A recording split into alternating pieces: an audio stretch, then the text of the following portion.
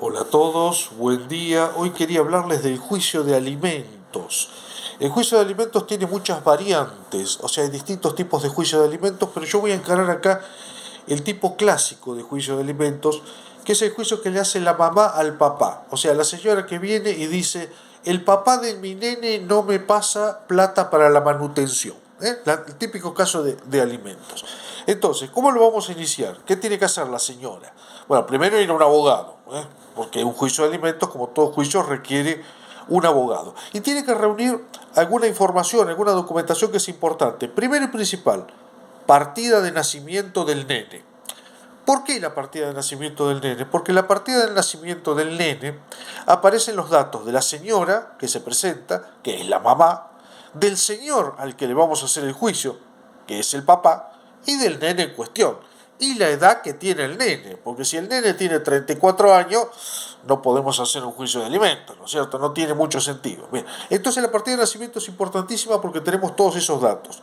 Otro punto a tener en cuenta por la señora, si puede, que haga un balance, un detalle de los gastos del chico.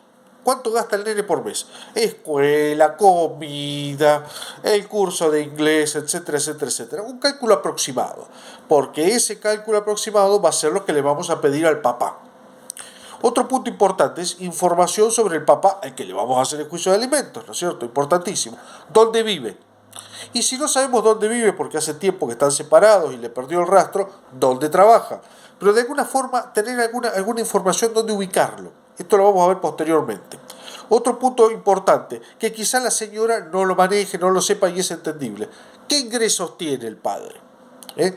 Por ahí no lo sabe, bueno, es lógico, es posible, se tratará de averiguar de otra forma. Pero si lo sabe, es importante que nos diga, mira, yo pienso que cobra por mes tanto, porque, a ver, voy a tirar un ejemplo, es policía y tiene el rango de comisario. Ah, bueno, entonces podemos más o menos, o no sé, trabaja en la municipalidad, o gana tanto. Bueno, podemos tener un parámetro para saber, y si no, bueno, lo averiguaremos posteriormente, bajo otros métodos. Entonces, nos presentamos, la señora se presenta a un abogado, iniciamos el juicio de alimentos. ¿Dónde lo iniciamos? Bueno, la justicia, obviamente, pero ¿qué justicia? Yo les voy a comentar cómo es el juicio de alimentos en provincia de Buenos Aires, que es donde yo estoy. En provincia de Buenos Aires tenemos dos lugares a donde ir a hacer el juicio de alimentos. La justicia de familia o la justicia de paz, según el lugar donde habitemos. O sea, ¿dónde habita la señora? ¿Dónde está el nene viviendo? Vamos a suponer, vive en Torquins, provincia de Buenos Aires. En Torquins, provincia de Buenos Aires, hay juzgado de paz. Deberá presentarse el juzgado de paz de Torquins. Vive en Mar del Plata. Mar del Plata no tiene juzgado de paz, pero tiene tribunales de familia. Así que en ese fuero deberá presentarse, en el fuero de familia. Bien, ya presentada el escrito de demanda, donde vamos a contar toda la historia nuestra, lo que necesita el nene, lo que gasta, si el nene tiene alguna enfermedad, hay muchos chicos que tienen alguna discapacidad, alguna enfermedad que hay que tratarla, esos gastos de medicina hay que tenerlos contemplados en lo que vamos a pedir. Siempre es bueno presentar dos o tres testigos que conozcan la situación de la mamá y del papá. Si la mamá trabaja, también es importante que declare cuánto gane. Eso no es obstáculo para pedir alimentos. La mamá puede trabajar, pero también puede pedir alimentos para el nene. O sea, el hecho de que trabaje la mamá no es un obstáculo para eso. Se puede pedir un informe ambiental en el domicilio de ambos padres, del papá y de la mamá. Eh, bueno, también se pueden pedir informes, por ejemplo, si no sabemos de cuánto gana el padre, pedir informes a la FIP, a ver qué ingresos tiene, ANSES, si sabemos cuánto trabaja, pedir un informe al lugar donde trabaja para ver cuánto gana. Todo eso se puede ver para ir presentando ante la justicia. Presentado eso, lo primero que va a hacer el juez es, bueno, va a poner una fecha para una audiencia de que la idea es conciliar, llegar a algún trato. Y se le va a notificar al señor que le estamos haciendo el juicio.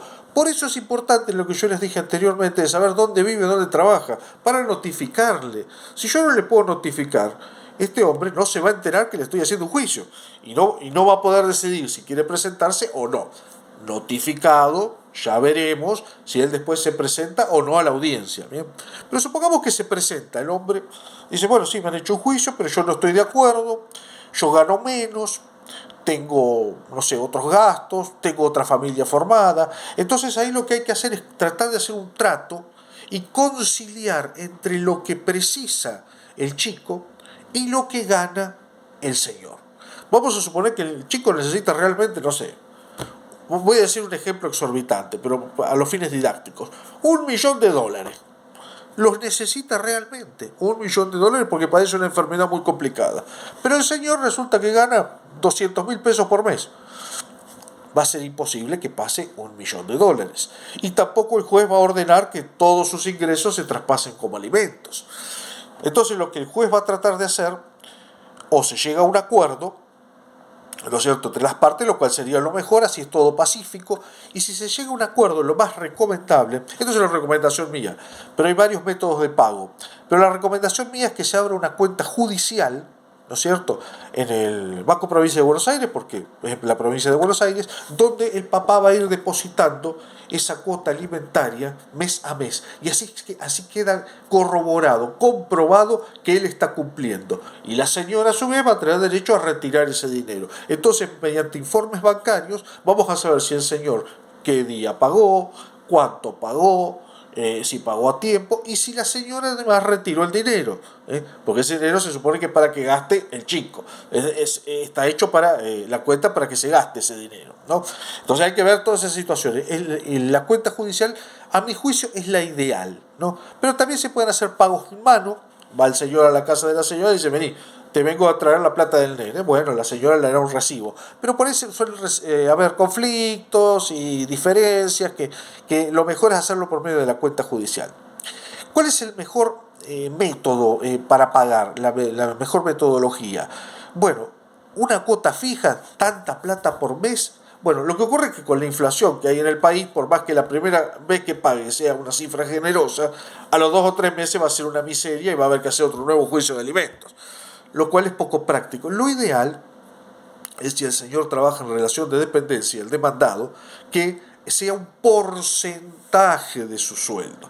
Vamos a suponer, 20% del sueldo del señor va a tener que destinarlo a pagar alimentos. Entonces se quita esa cifra y se deposita en una cuenta judicial. Es más, se le informa a su patrón: miren, el señor Juan García, que trabaja en su empresa, bueno, usted tiene que todos los meses de contarle el 20% del sueldo y ponerlo en esta cuenta judicial.